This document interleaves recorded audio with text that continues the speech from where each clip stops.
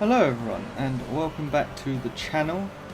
It's been a while, I know, about 7 or 8 months I think actually, but I had some quite large issues with 5M and desync issues where I couldn't actually log into the server for pretty much all of those months, and I've just gotten it working again. Been back in the server a couple of weeks just to make sure everything is running nicely. I don't want obviously to think I'm back in and then I just get disconnected again, because that would be a pain in my ass and I can't be bothered with that. So I've been just messing about really, done a couple of bit of grinding, bit of messing about with people. I rejoined Collins Co. I don't know actually if my previous video I had left Collins Co yet, but for those who don't know, I did actually leave Collins Co with the intention to go into another company, see what they do sort of thing, but in the end I decided that Collins Co is where I'm happiest and I just decided to stay there. So maybe one day we'll do some showcases, maybe I can have some actual employees of those companies do the actual tutorial while we sit along for the ride, who knows, we'll have to see what happens with that. But this first video is essentially just a hello, I'm back. We're also going to do just a very quick little thing about some changes that has happened to businesses, because I know the business video a lot of people have been looking at and commenting on, which thank you for watching, but there are some differences since that came out, so we're going to go over that. Also, I did say in a previous video that I wasn't really going to get into factions because there might be a lot of changes made. Obviously that was 8-ish months ago, so there haven't been any major changes that even since I was on it, so I think we'll just do a quick little thing about how factions go as well. This video is probably going to be quite a short one. Oh, good God. We're not going to really go into massive detail, and as I say, I've already done one on businesses, so we don't need to go into large detail on that. Factions are quite a simple concept. We'll just go to Globe Oil while I speak about that and we can have a look around. Also, you'll notice this car might look a bit odd to some of you, considering the missing bonnet, massive V8 and twin turbo sticking out the bonnet.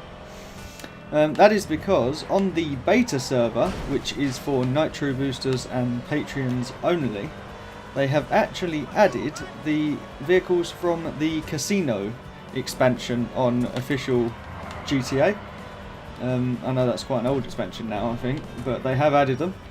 So at the dealership there is now a separate tab for the casino vehicles. We're not going to go over it now because I've already specified what we're doing, but essentially this is one of them.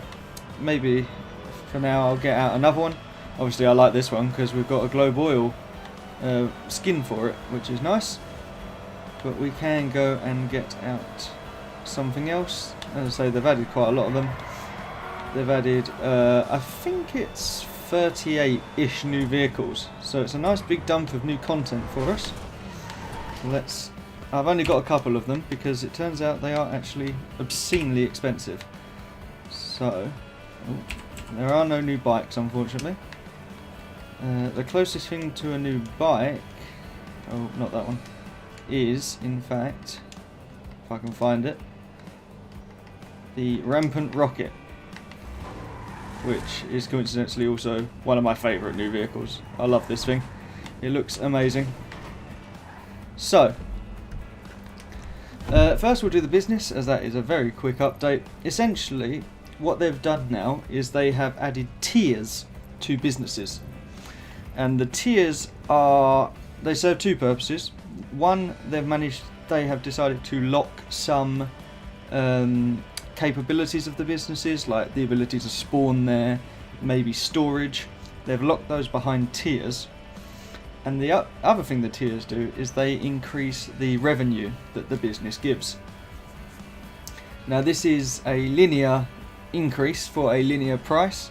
It's not random, it's not sort of strange in any way, it is quite simple. It is just you pay the same amount again for the business, so the business, every time you want to upgrade it, it costs the original price. The price doesn't change, and every time you upgrade it, you earn 25% more revenue. So, for example, where is it? This business over here, the very starting one. As you can see now, it says what tier it is at the top of the list. So that is tier 1. I haven't upgraded this one at all yet. And it's earning an estimated daily income 2.58 thousand per day. So we're going to head over there and we're going to level it up and see how the amount that we earn changes as we level. And as this is obviously the very first business that most people will get due to how cheap it is, it won't cost a lot to upgrade, but obviously the amount that we'll earn from it won't go up a crazy amount either.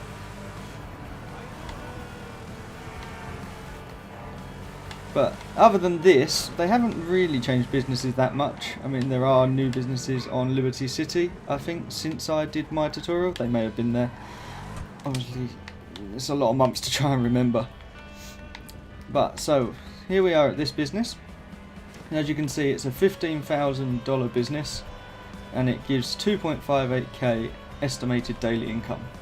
So if we go to the tier, we can see it gives an explanation here of what's going on. So, upgrades cost the initial price. We've said they increase the business tier by 1. Yep, obvious. You gain a 25% per point extra income per tier. So per point it means for every tier you get 25% more. So as you can see, 100% up to 125, 150, etc, etc. About 25 times income once you hit tier 100. Now this only earns 2k a day, so it's not going to be a massive amount even at 25 times that. But for new players, and obviously if someone's able to upgrade the big businesses, because remember you can do this with every business, so if for those of you who know how much the telecom earns, if you 25 times the telecom, you're going to start getting some nice change in, especially if you are able to afford to upgrade multiple businesses that much. But you can see, so if I hit enter, it says do I want to upgrade it for another 15,000. I hit yes, 15,000 gone. It's now tier 2 as it says in the left. If we go back into it, you'll now see the estimated daily income has gone up from 2.58 to 3.22. And that is essentially how it works. As you upgrade it, you'll get more money, but obviously it always costs the same to upgrade it, so it won't always be the easiest thing to do. I mean, obviously most of the businesses aren't as cheap as this one. So, now that we've got that out of the way, let's get to the meat of this episode with the factions. Now I think I did briefly go over factions before, but they have added a bit since I did my video, although they haven't added loads, so it won't be too different. But factions are essentially just, they're mainly a community thing. They do have perks and bonuses obviously to owning one. They cost, I think, $1 billion to set one up in the first place, so you're not going to find everybody in the NAN having one. But some of them are open to anybody to join, and some of them are invite only. Now, Globe Oil is in fact an invite only one, but pretty much it's just so that we only take people who show an interest in actually being part of Globe Oil. There's no requirement to get in. It's not, there's no sort of lock you have to unlock to get into it. You just let one of the managers know that you're interested and we invite you. So, as we're coming up to it now, you'll notice there are quite a lot of symbols on the minimap. Now, there are quite a lot of different perks that the faction owners are allowed to do. And they can purchase them for the faction using contribution from the faction members on income that they earn. So you can see around here, we have got a repair point there and a fuel point in one place, which is quite useful. That is a clothing. One of them is for saved outfits and one of them is for sort of what you do in the clothing shop. We also have the vehicle cleaner, so you know, just like to wash your car, get it nice and clean. We have a garage over here, which will actually put this away because I love it, but it's not nice to drive. And we'll get out something a little bit worse, kind of. I don't know, it's probably a better car, but dear God, it's kind of hideous. Once again, we've got the twin turbos out the bonnet. This is very much a uncontrollable piece of trash, or a drift car, but mainly it's just uncontrollable.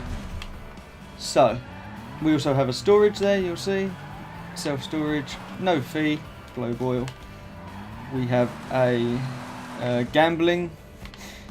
For some reason, Chief thought it would be funny to put the gambling at the top of that tower so you can jump to your death when you lose all your money. It's a bit somber, but I do get what he's on about. We've got a ATM, and that red circle is a warp. I think it just goes straight up in the air. Again, kind of pointless. Over here, one of the most popular things you'll find on these factions, this circle allows you to get all of your business tokens, all of the business bonuses, the money that's coming in from them. You can collect it all from this one spot. But it does actually take a tax on that. In fact, my businesses aren't ready yet. But it takes a tax on it. It doesn't actually say exactly how much, what percentage it is, but I think it's about 25-ish. It's probably 20 plus whatever your faction contribution tax is. Obviously it's still very useful though, and it saves you having to buy that 500 million bank up in North Los Santos.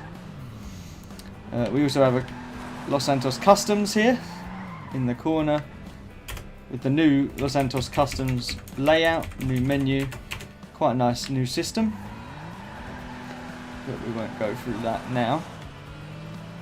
Yeah, and then another quite interesting bit of customization that factions can do is you are allowed to build your own, if you can afford it, you can build your own structures like this one. So this is, we decided in this faction that we should have access to every vehicle someone would want to use. So not only do we have a normal garage, we have a helicopter and seaplane garage. We also have a actual boat garage somewhere. I think it's one of these. I don't know why that's got an aircraft symbol. I think that should be a boat garage. Maybe Chief has messed it up. And then we've also got this aircraft garage, which looks like it's just in the middle of the storm drain. But that is because we've actually built our own runway.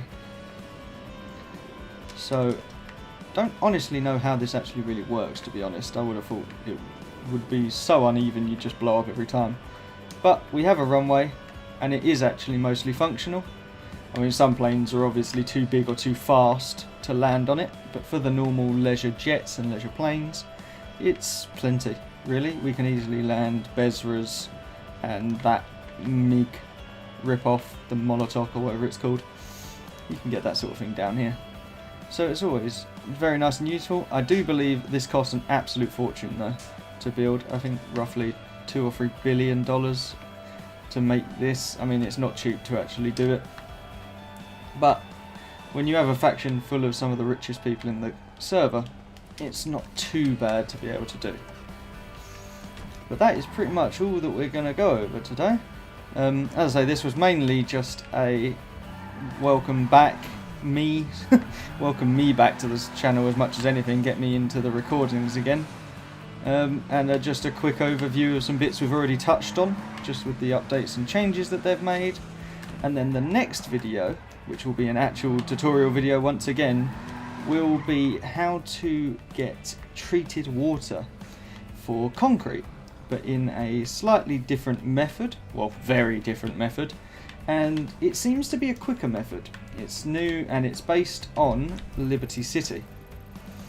So, as you should all know, this GTA 3 version of Liberty City that's been added, there is a new route for trucking up there, which will allow you to get treated water quite rapidly and easily, and in my opinion much easier than the method that I showed originally, which was the original method before the Liberty City was added. But that's all from me for today. Those of you who are wondering about the beta server, as I said earlier, You have to be a patron or have a nitro boost on the server in order to do it, and I believe I've shown it off before, but those are the same requirements that allow you to have the Lamborghini Aventador in the game. If you've seen people driving this Lambo, this is for the same thing. Having nitro boost or being a patron, you're allowed to drive this lovely Lamborghini. Mine's in chrome because I like to show off. But that'll be all from me for this episode, and I will see you in the next one.